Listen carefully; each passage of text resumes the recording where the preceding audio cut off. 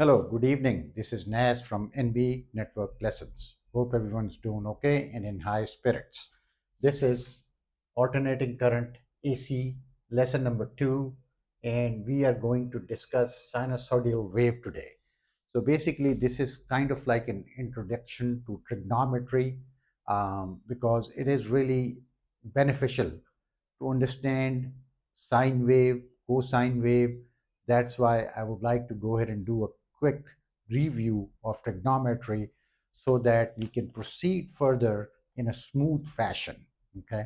In my lesson 1, I introduced you what an alternating current is. Alternating current is basically a current which you get from your wall plug at your home. Okay, that is AC current. And I also explained you that the polarity in alternating current changes, just like the name suggests. Alternating current, plus minus, and it's basically fluctuating in this fashion right here, plus minus plus minus plus minus.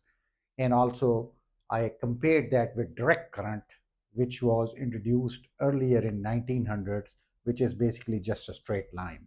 All right. Whereas alternating current has a polarity plus minus and so forth. And the reason we use alternating current is because when we generate power, it might be a thermal power station, it might be a hydro power station, nuclear power station, and we transmit that in alternating current. The reason for that is because there is more push. Alternating current can travel much farther than the direct current. Okay, so that is the reason alternating current is used today. And the characteristics of the AC current is that it basically generates more force by changing the polarity. Okay, so always remember that. So having said that, let's go ahead and review the sinusoidal wave. We're going to go ahead and review the trigonometry. So let's look at this graph right here.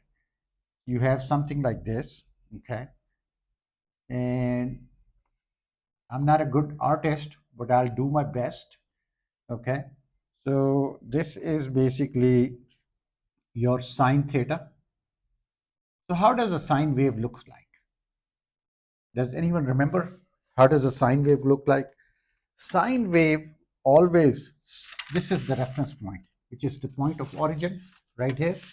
So it goes like this. Sine wave starts like this, goes up, goes down, goes up, goes down, and it keeps on going like this. So this is basically a sine wave, right? And this right here is +1, and this right here is -1. So my friends, this is basically a representation, graphical representation of a sine wave. This is how sine wave looks like. Now, let's look at what a cosine wave is. Okay, so when you draw a graph for a cosine wave, all right, I'm going to go ahead and see if I can draw that. Let me move this a little towards the left so I have more room to show you the comparison. So this right here, my friends, I'm going to go ahead and draw a graph for a cosine wave. So let me call this cosine theta. Now cosine starts from right here. Okay. Sinusoidal wave started from this reference point, which is the point of origin where the x-axis and y-axis meet, whereas cosine wave starts at 1 right here. So it goes like this, and then goes like this, goes like this. Like I said, I'm not a good artist, but pretend like this is a uniform graph. Okay. So this is my friend, and this right here is +1, and this right here is -1. So that is the main difference between sine wave and cosine wave. Sine wave starts from the reference point, which is the point of origin where x and y axis meet, and then cosine wave starts from right here, +1. Okay. So this is basically, my friends, the characteristics of a sine wave and a cosine wave. Now, let me ask you this. If I shift the angle, okay, if I shift the angle, all right, and pull this graph towards the left, imagine that. I'm shifting the angle and pulling the graph towards the left. This becomes sine wave right here. So how's that?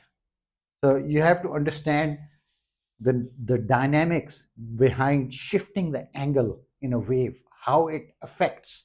So this right here is cosine wave, but if we shift the angle and pull it towards the left, we made it a sine wave. Okay. So let me just tell you something. There is no particular reason that why the scientists or the mathematicians chose this way. What they did was that they wanted to represent current and voltage in a cosine wave fashion, just for a conventional, wisdom or conventional, to make it easy. They chose cosine to represent current and voltage in circuit analysis. So you have to keep that in mind. And for this particular lesson, that's all I have. I just wanted to review the sine wave and cosine wave with you, because I know a lot of students out there, maybe folks who want to just learn what alternating current is, might not have remembered what's the difference between a sine wave and cosine wave. I hope I was thorough enough to explain you the difference between sine wave and cosine wave. In my next lecture, what I'm going to do is I'm going to introduce you with basically amplitude. Okay. I'm going to introduce you with angular frequency. I'm going to introduce you with the phase angle, and we'll have fun. Stick with me. I'll see you next time. Take care of yourself, and and follow me along on lesson number 3. Thank you for watching. Bye bye.